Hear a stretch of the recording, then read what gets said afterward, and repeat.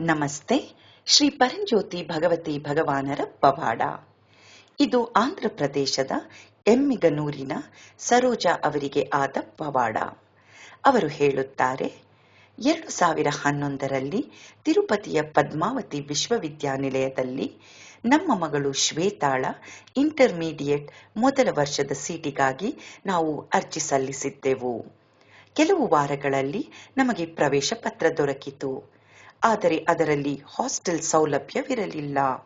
ನಾವು ತುಂಬಾ ಆತಂಕಕ್ಕೊಳಗಾದೆವು ಮತ್ತು ಅಸಹಾಯಕರಾದೆವು.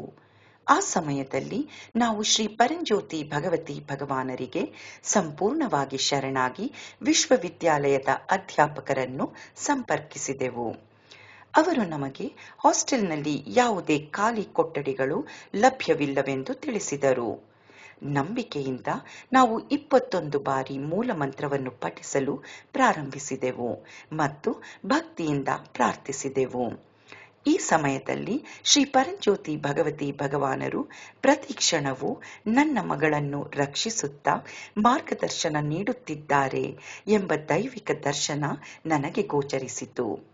ಅವರ ಅಪಾರ ಕೃಪೆಯಿಂದ ಕೇವಲ 10 ನಿಮಿಷಗಳಲ್ಲಿ ಒಂದು ಹಾಸ್ಟೆಲ್ ಕೊಠಡಿ ತೆರವಾಗಿ ನನ್ನ ಮಗಳಿಗೆ ಅದು ಲಭ್ಯವಿದೆ ಎಂದು ಮೇಲ್ವಿಚಾರಕರು ತಿಳಿಸಿದರು.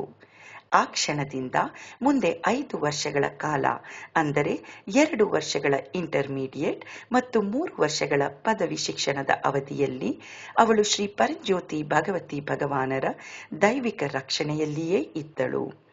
ಅವಳು ಎಲ್ಲಾ ಪರೀಕ್ಷೆಗಳಲ್ಲಿಯೂ ಉತ್ತಮ ಅಂಕಗಳೊಂದಿಗೆ ಉತ್ತೀರ್ಣಳಾಗಿ ಯಶಸ್ವಿಯಾಗಿ ತನ್ನ ಅಧ್ಯಯನವನ್ನು ಪೂರ್ಣಗೊಳಿಸಿದಳು. ಈ ಅನುಭವದ ಮೂಲಕ ಪ್ರಾಮಾಣಿಕ ಪ್ರಾರ್ಥನೆಯ ಶಕ್ತಿ ಮತ್ತು ಶ್ರೀ ಪರಂಜ್ಯೋತಿ ಭಗವತಿ ಭಗವಾನರ ಅಪಾರ ಕೃಪೆಯನ್ನು ನಾವು ಆಳವಾಗಿ ಅರಿತುಕೊಂಡೆವು.